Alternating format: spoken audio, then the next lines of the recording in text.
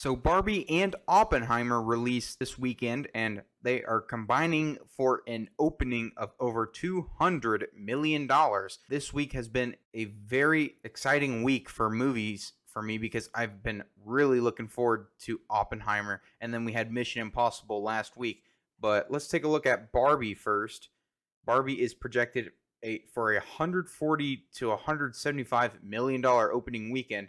And while it's supposed to absolutely destroy the box office in its opening weekend, it could have a disastrous drop off in its second weekend, which would be catastrophic because it's been pretty much confirmed that this movie pushes a massive feminist agenda that nobody wants to listen to. Barbie film forgets core audience in favor of trans agendas and gender themes. The upcoming Barbie film ignores its key demographic in favor of catering to a small percentage of the population. Warning, don't take your daughter to Barbie, Movie Guide, a Christian movie review site, warned ahead of the film's release. The review criticized the film about the iconic doll of abandoning its core audience of families and little girls instead of focusing on LGBTQ stories. The new Barbie movie forgets its core audiences of families and children while catering to nostalgic adults and pushing lesbian, gay, bisexual, and transgender character stories.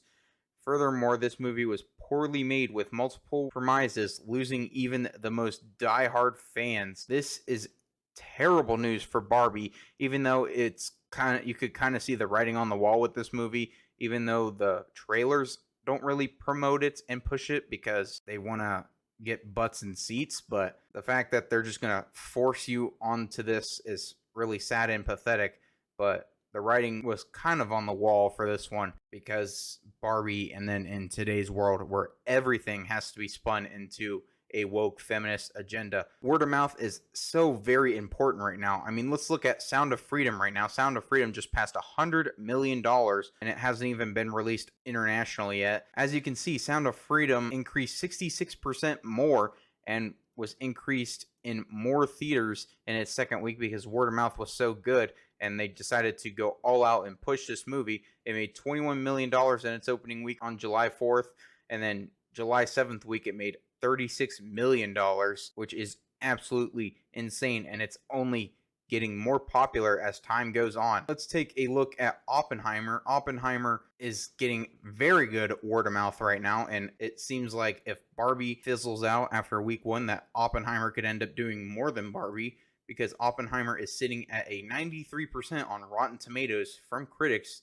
and the critics usually, when they're praising something, it's because it's woke, but Christopher Nolan has never been woke and he never will be. But the big flex on Oppenheimer is that there is absolutely zero CGI shots according to Christopher Nolan, and I absolutely believe that because Christopher Nolan has always refused to use CGI as much as possible in his films.